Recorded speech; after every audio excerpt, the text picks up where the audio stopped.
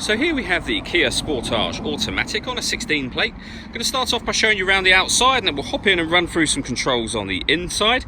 But from the outside you can see it's a 5-door car with alloy wheels. Let's start off inside the boot and work our way around the rest of the car from there. So as we approach the boot, you can see we have reversing sensors. This car's also got a reversing camera, plenty of boot space as well, along with that 60/40 split folding rear seat. And then underneath this tray section, a space saver spare wheel. Okay, so we're just going to work our way back round to the front of the car, and then we'll hop in and run through some controls on the inside. But now that we've done a full circle of it, you can see it's in excellent condition the whole way round. Just briefly before we climb in, I think it's where we're seeing the interior from this exterior point of view. You get full leather seats, as you can see. There's plenty to run through on the dashboard, so let's hop in and we'll do that right now.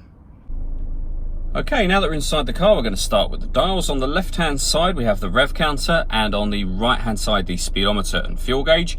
In the middle, you can see the total miles for this car, which are 18,601.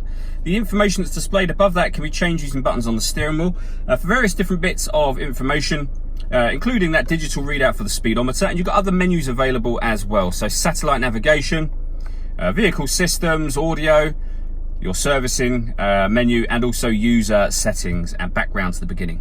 The buttons I was using to do that are just here. We've also got cruise control over that side as well.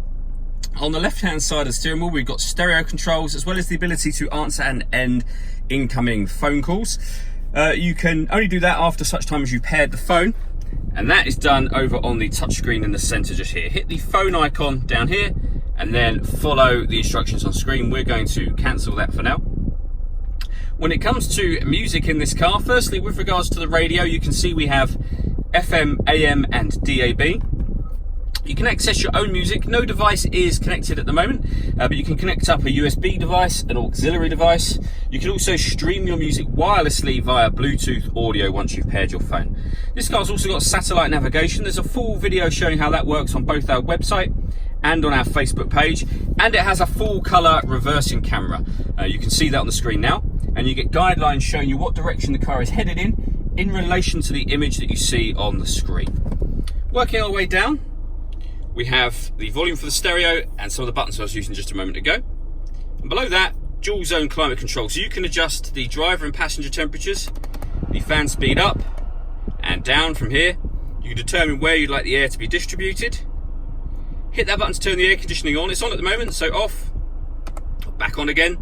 And to cool it down extra quickly or heat it up depending on the temperature you set, hit this button here. This closes off the vents to the outside of the car and will recirculate the air that's currently in the car. So that's off or on. With all them settings done, you can just leave it so the air conditioning is running, or you can hit auto and the car will maintain the temperatures you've asked for by taking full control of the fan speed for you, and you can hear it doing that now. You override that simply by readjusting the fans to whatever level you want them on. Under that, we've got a heated driver and passenger seat, both with 3 different heat settings each. We then have 2 12-volt charging sockets, as well as the auxiliary and USB inputs that I mentioned a moment ago. The gear lever for the fully automatic gearbox, and then these buttons just here. So this one turns off the parking sensors, that's nice and easy.